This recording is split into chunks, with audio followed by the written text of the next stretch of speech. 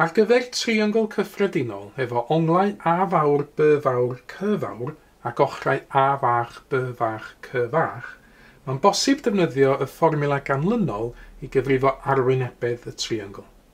Arwynebedd triongl yn hafelu hanner lluosi A fach, lluosi B fach, lluosi sain C fawr. Nawr gallwn ddefnyddio y fformula yma os ydym yn gwybod hydoedd dwy o ochrau triongl a maint yr ongl sydd rhwng yr ochrau. Enghraifft, gadewch i ni ystyried y cwestiwn yma sydd ar ochr chwith y sgrin yn nawr. Cyfrifwch arwynebedd y triongl canlynol. Mae gennym ni fan hyn ochrau 7 cm a 5 cm a mae gennym ni ongl o 42 grad wedi farcio. Nawr, mae'n bosib iddyn ni ddefnyddio y fformula hanner A, B, sin C i gyfrifo arwynebedd y triongl yma, oherwydd dyn ni'n gwybod hydoedd dwy o ochrau y triongl a maint yr ongl rhwng yr ochrau.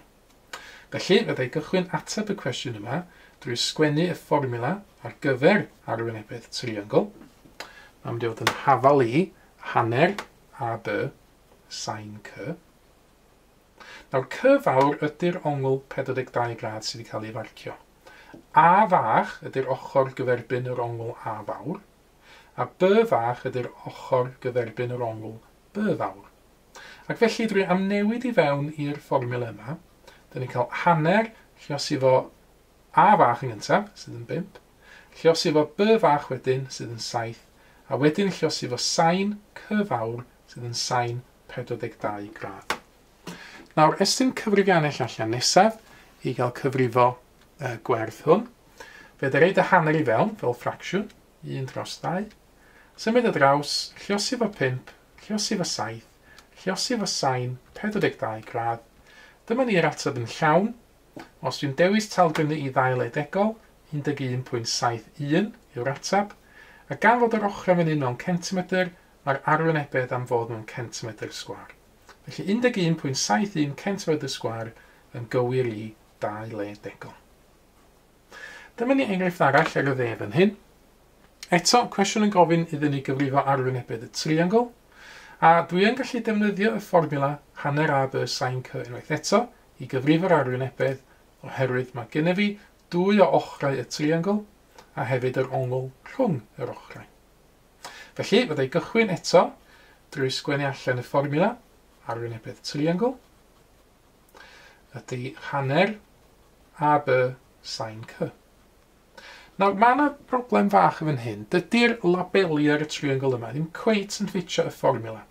Ec fawr sydd yn y fformula, ond A fawr yw'r ongl dwi'n wybod y fan hyn. Nawr, fe ddatrys ein drwy newid y fformula, drwy addasu y fformula, drwy newid y llythrennau neu'r newid ynnau, A mynd i B, B mynd i C, a C mynd i A. Fel hyn, os da i newid yr llythrennau nawr, gychwyn efo hanner sydd yn aros yn hanner, mae A fach yn mynd yn B fach, mae B fach yn mynd yn C fach, ac yna mae C fawr yn mynd i newid i fod yn A fawr. Mae hefo fersiwn yma y fformula, mae hwn yn addas ar gyfer y triongl yma nawr, oherwydd dwi yn gwybod maint yr ongl A fawr.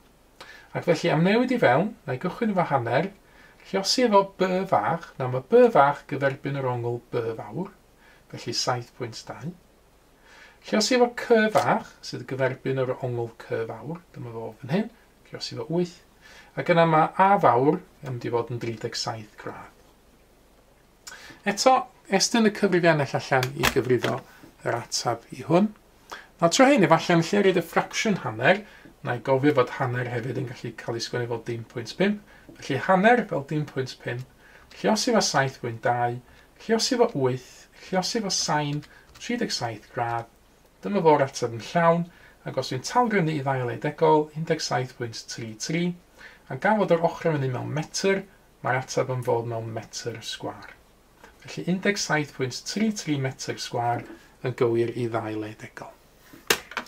Un cwestiwn arall yn y gwylod yn fan hyn. Mae'r cwestiwn yma yn gweithio am y nôl. O wybod fod arwynebedd y triongl isod yn 27 cm sgwar, cyfrifwch hyd sail y triongl X.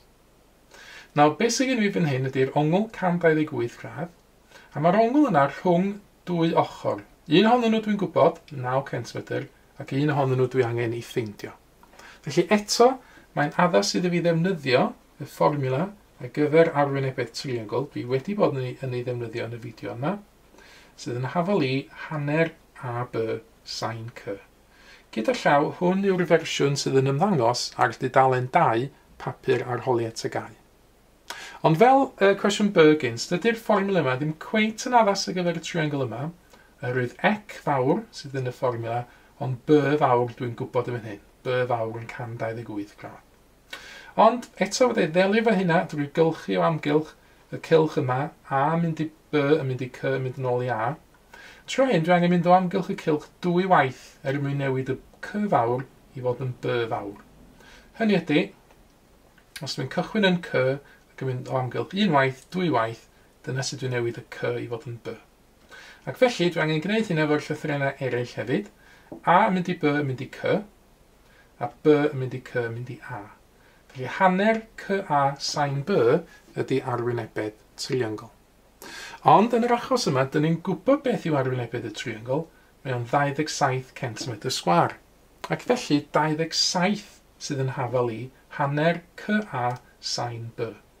B fawr, dyn ni'n gwybod c fach gyferbyn c fawr, a mae a fach gyferbyn a fawr.